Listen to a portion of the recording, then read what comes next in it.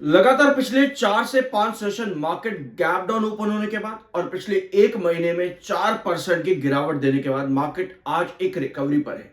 लेकिन जब भी क्या होता है ना, मार्केट गिर रहा होता है तो इन्वेस्टर क्या करता है, अपने लॉसेस बुक करना शुरू कर देता है। और अचानक से एक छोटी रिकवरी पर इन्वेस्टर कहता है भाई लगता है मार्केट सुधर गया है, एंट्री करने का मौका है। ऐसी सिचुएशंस पर जब इन्वेस्टर गलतियां बार बार करता है, नुकसान पहले बुक करता है, फिर हल्की सी रिकवरी पर समझता है मार्केट यहां से बहुत बढ़िया हो गया है, तो आपको समझने की जरूरत पता है कहां पर है? समझने की जरूरत यहां पर है कि जिन चीजों की वजह से मार्केट गिरा था, क्या वो सभी चीजें रिजॉल्व हो चुकी हैं? ये आपको जानना जरूरी है। आज मार्केट में रिकवरी क्यों है? क्या मार्केट में वो सब चीजें रिजॉल्व हो चुकी है जिनकी वजह से मार्केट गिर रहा था? अगर ऐसा है तो आखिर मार्केट ब्रेकआउट देगा या नहीं देगा? वीडियो के आखिर में इन सभी सवालों का जवाब आपको मिलेगा। सब्सक्राइब जरूर कर देना। I am NIS 7 certified. शुरू करते हैं BSE लिमिटेड। दो चीजें जो आप इन्वेस्टर्स ने बहुत ज्यादा कमेंट बॉक्स में पूछी, लाइव सेशन के अंदर भी जो मैंने परसों के दिन लिया था और साथ में पिछले BSE के कमेंट में भी, कि NSE IPO का क्या इंपैक्ट पड़ेगा BSE लिमिटेड पर। इस पर ऑलरेडी एक वीडियो अवेलेबल है। अपार्ट फ्रॉम दिस, NSE के IPO का जो अभी लेटेस्ट में आपको इंपैक्ट बताऊं, BSE के ऊपर पॉजिटिव ही देखने को मिला था, कोई नेगेटिव इंपैक्ट नहीं आया था। लेकिन जब कोई भी कंपनी, स्पेशली एक ही सेक्टर की कंपनी जब मार्केट में लिस्ट होती है, वो मार्केट में बस कंपटीशन बढ़ाती है। तो ऐसे में जब ये कंपनी लिस्ट होगी तब आपको क्या देखने को मिलेगा? वॉल्यूम कंपटीशन देखने को मिलेगा। इतना अभी के लिए आपको जानना जरूरी है, क्योंकि सेबी के अप्रूवल सेटलमेंट के बाद में सुप्रीम कोर्ट की तरफ से नोट भी आना बाकी है NSE IPO के लिए। ठीक है। दूसरा आता है एक MSCI इंडेक्स भी आपका आने वाला है मार्केट के अंदर, metropolitan stock exchange of India.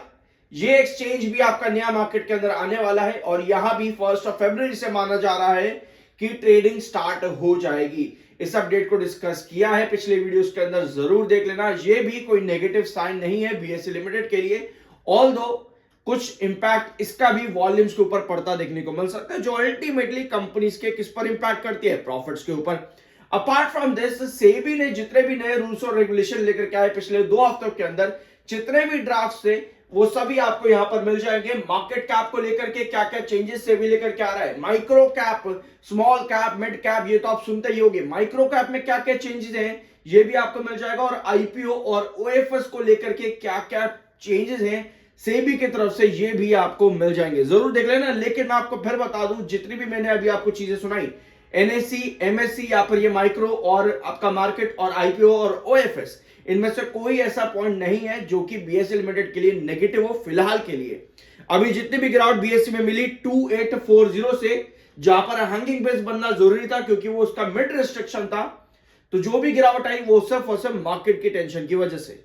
Apart from this, company का होल्डिंग पैटर्न आ चुका है दिसंबर के महीने का, जहां पर FIs के पास होल्डिंग इंक्रीज हुई है फ्रॉम 16.25 टू 17.45, एंड DIs ने भी अपनी होल्डिंग बढ़ाई है 19.91 टू 23.74%।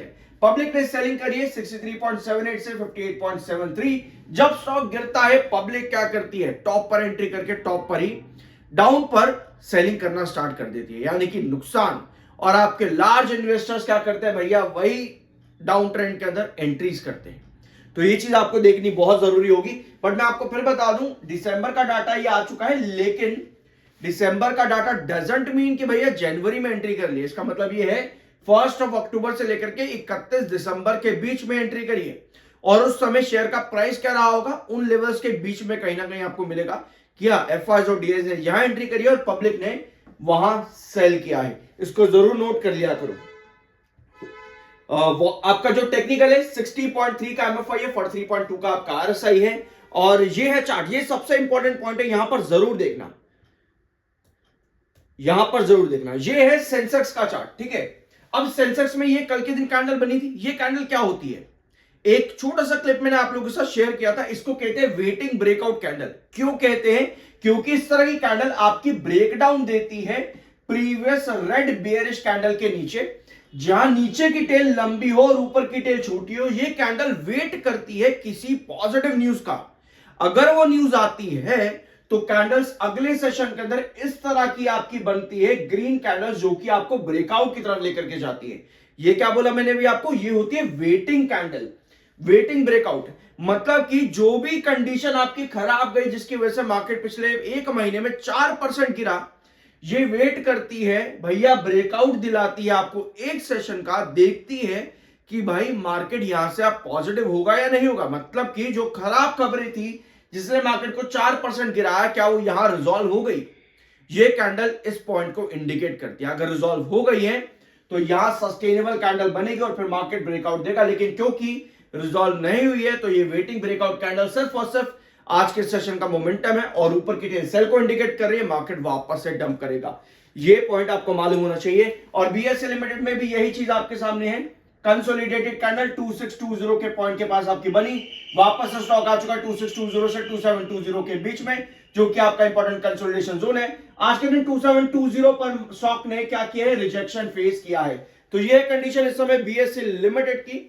आई होप कि इस वीडियो में आप कुछ नया जानने और सीखने को मिला होगा। सब्सक्राइब जरूर कर देना। I am NISM 7 certified. मिलता अगले वीडियो में।